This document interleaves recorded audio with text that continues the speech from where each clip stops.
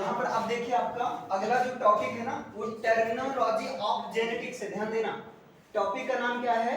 Terminology of genetics है, ये topic का नाम है ना। टर्मिनोलॉजी का मतलब होता है शब्दावली, ठीक है। और किसका शब्दावली? आनुवंशिकी के, आनुवंशिकी की शब्दावली। आनुवंशिकी की शब्दावली, ये चीज है। अब यहाँ पर होता क्या है देखो, सिंपल से ऐसे समझ लो। जेनेटिक्स, आपने कहा आनुवंशिकी, आपने कहा कि आनुवंशिकी ऐसा जो विज्ञान की वो ब्रांच है, वो शाखा है जिसमें हम आनुवंशिक लक्षणों का अध्ययन करते हैं, गुणसूत्रों का अध्ययन करते हैं, डीएनए, जीन आदि का अध्ययन करते हैं, है ना।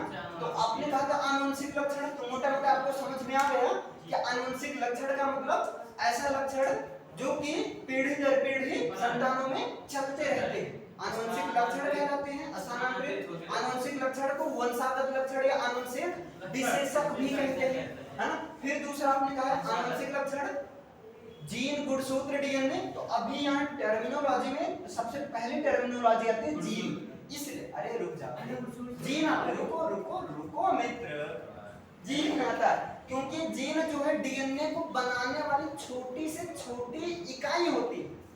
हमारे शरीर को बनाने वाली सबसे छोटी से छोटी इकाई को हम कहते हैं कोशिका। जीन किससे बनती है? कोशिका कहते हैं। अभी सुनो तो, अरे यार भाई जीन सबसे छोटी इकाई है। जीन क्या है? जीन सबसे छोटी इकाई है। तो अभी समझो, पहले समझ लो फिर क्वेश्चन पूछना। अभी देखो जीन क्या है?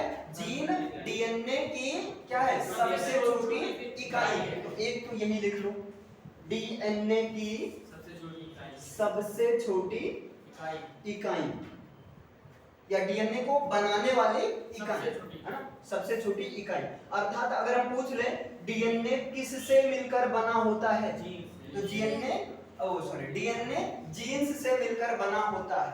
अब मेंडल साहब जो थे, मेंडल साहब ने जीन को जीन नाम नहीं कहा बल्कि कारक कहा, है ना। तो दूसरा मेंडल ने इसे कारक यानी कि फैक्टर कहा था।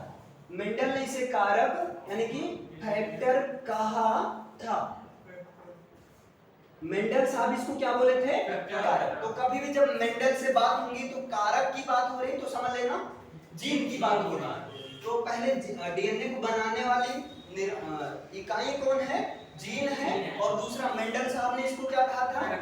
कारक यानी कि फैक्टर कहा था, है ना। मेंडल कभी भी किसी की भी बात करते थे तो जीन नहीं कहते थे, वो कहते थे ये कारक। क्लियर है? अच्छा ये हुआ। अब दूसरा नंबर जीन क्या है तो समझो। अभी आपने कहा जीन डीएनए की सबसे छोटी इकाई है, अर्थात डीएनए के निर्माण की इकाई जीन है। फिर आपने कहा कि शरीर के लेवल से, है ना, शरीर को किसी जीव को बनाने वाली वो छोटी से छोटी इकाई, बचपन वाली परिभाषा से, है ना, जीवों के निर्माण की, जीवों को बनाने वाली वो छोटी से छोटी इकाई जिनसे किसी जीवों का निर्माण होता है। हाँ, तो उसे क्या कहते हैं? कोशिका। फिर कोशिका के अंदर जाओ, अंदर कैसे जाओगे? इलेक्ट्रॉन माइक्रोस्कोप अंदर गए तो अंदर मिला सब माइटोकॉन्ड्रिया वगैरह, उसे बीच में एक और है कोशिका जैसी गोल संरचना जिसका नाम है केंद्र कैनिंग न्यूक्लियस। फिर जब केंद्र के अंदर पहुंचे तो केंद्र के अंदर ऐसे धागे जैसी संरचना से जाल बना है, वहां जीव का नेटवर्क लगा है ना। तो देखिए होगे जो टावर वगैरह रात को चमकते हैं, ऐसा लगता है जैसे बिंदु बिंदु है ना। तो क्या होता है वहां पर, यानी कि केंद्र के अंदर धागे जैसी संरचना जो उस, अरे रुक जा भाई रुक जा, क्या गोल गोल यहाँ देखो, इतना अच्छा कहानी चल रही थी तो समझ लो, फिर मैं सारा क्वेश्चन बताऊंगा। तो देखो धागे जैसी संरचना है, उस धागे जैसी संरचना को ही कहा जाता है गुणसूत्र।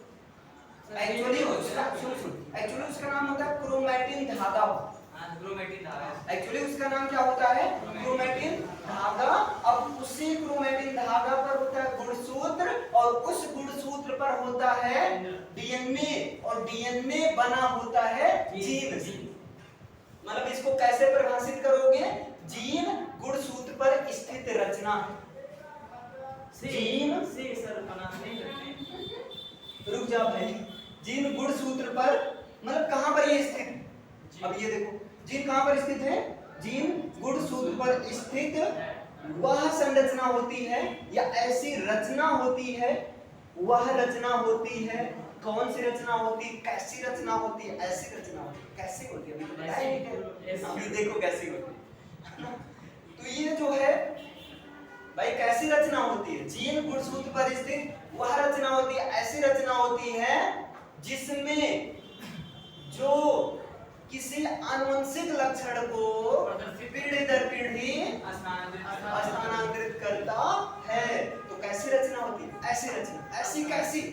जो पीढ़ी दर पीढ़ी, हाँ, जो आनुवंशिक लक्षण को पीढ़ी दर पीढ़ी भगाए। अबे चल तू इसके बेटे पे, अच्छा मगर बेटा बन गया तू, चल मतलब ये जो आनुवंशिक लक्षण को, लिखो, जो आनुवंशिक लक्षण को पीढ़ी दर पीढ़ी क्या करती है? स्थानांतरित करती है ना, या स्थानांतरित करती रहती है। स्थानांतरित करती रहती है। तो भाई जीन गुणसूत्र पर स्थित कैसी संरचना है? ऐसी संरचना है। कैसी संरचना? ऐसी। अरे ऐसी कैसी? आनुवंशिक लक्षण को पीढ़ी दर पीढ़ी स्थानांतरित करने वाली संरचना। कैसी संरचना? अरे ऐसे कैसे?